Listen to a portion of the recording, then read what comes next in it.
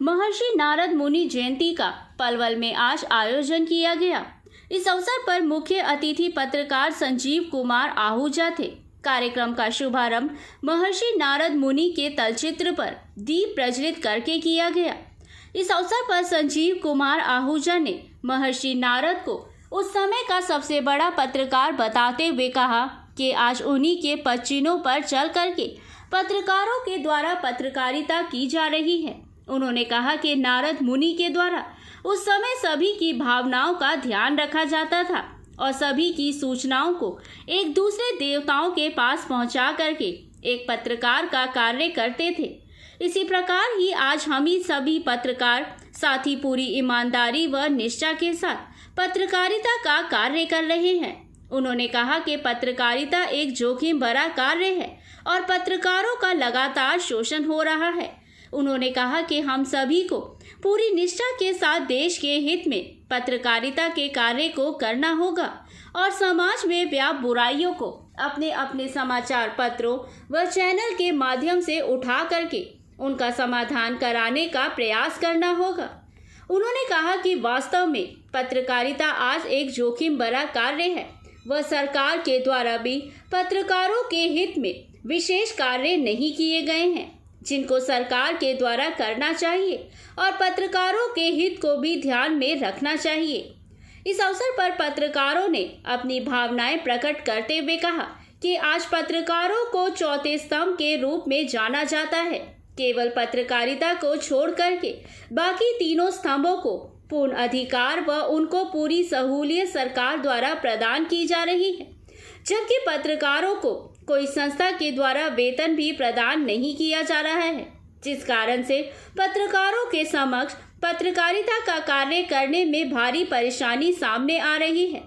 पत्रकारों ने कहा कि पत्रकारों का शोषण बंद होना चाहिए और पत्रकारों के लिए भी सरकार के द्वारा एक निश्चित मानदेय तय किया जाना चाहिए ताकि पत्रकारों को भी अपना कार्य करने में आसानी हो सके।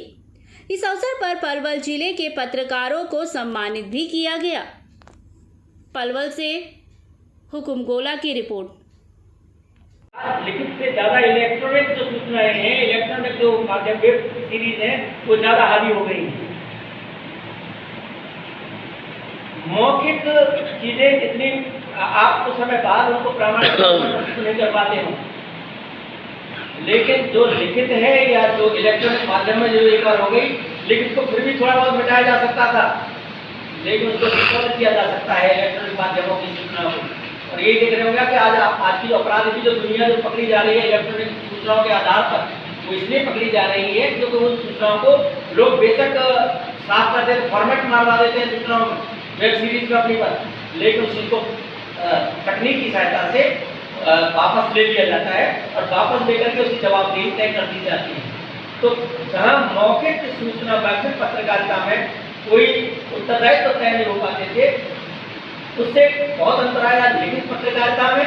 और आज जो इलेक्ट्रॉनिक मीडिया और वेब सीरीज और ये सब आया है, इसने उस दायित्व को और भी ज़्यादा बढ़ा लिया है। आपको इम्प्रूव करना है, टेक्नोलॉजी को अपडेट करना है, अपना अडेप्ट करना है अपने अंदर। जैसे मैं AI आर्टिफिशियल इंटेलिजेंस टूल्स की बात कर रहा हूँ, वो भी अपनाइए आप, उसका सारा भी लीजिए। कॉम्पिटिशन का ज़माना है, कौन फास्ट है, आपने भी कार्यक्रम देखा और आपने फटाफट उसको बनाना है, प्रतिशत पता है, दूसरा उससे पहले कहीं ना कहीं आपने क्या करना है, आप भी आर्टिफिशियल इंटेलिजेंस का इस्तेमाल कीजिए। 2-4 उसमें अपनी अपनी मुख्य बातें डालिए और उसको एकदम आपके सामने रिपोर्ट आ जाएगी। फिर उसमें अपना इंटरवेंशन कीजिए, उसमें कोई चीज़ कीजिए, फटाफट भेजिए उसको। तो टेक्नोलॉजी भी अपनाना बहुत जरूरी है आशा के साथ। तो मेरे ख्याल से मैं अपनी बात को आज जो रखना चाहता था मैं रख पाया हूँ। महर्षि नारद की जयंती क्यों मनाई जाती है, तो आज के परिप्रेक्ष्य में उनका क्या औचित्य है, हम क्यों मना रहे हैं, तो क्यों इनको सृष्टि का पहला पत्रकार कहा जाता है।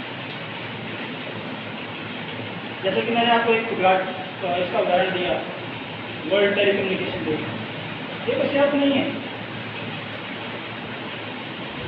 मैं चाहूँगा कि मेरे पत्रकार बंधु अगर कोई इससे संबंधित कुछ मुझसे पूछना चाहें तो पूछ सकते हैं। तो विकार आ जाता है तो मर्द नारद उस विकार को भी उजागर करते हैं। हमारे शास्त्रों में संदर्भ आता है जब ब्रह्मा विष्णु और महेश की पत्नियां कौन थे? सरस्वती और लक्ष्मी ने और अपने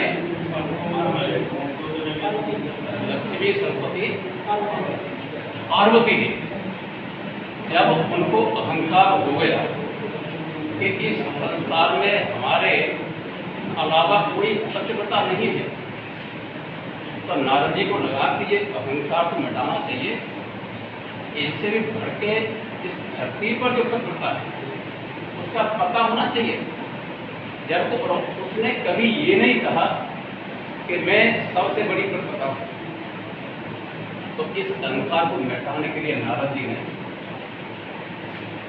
एक नाम बताया अनुसुईया का, और उन्हें उनके पतियों को गंगा के महेश को उनके पास भेजा परीक्षण करने के लिए कि आप वहां पर जाएं और वो ये देखें कि अनुसुईया जो क्या इनसे ज्यादा पवित्र पतिव्रता है।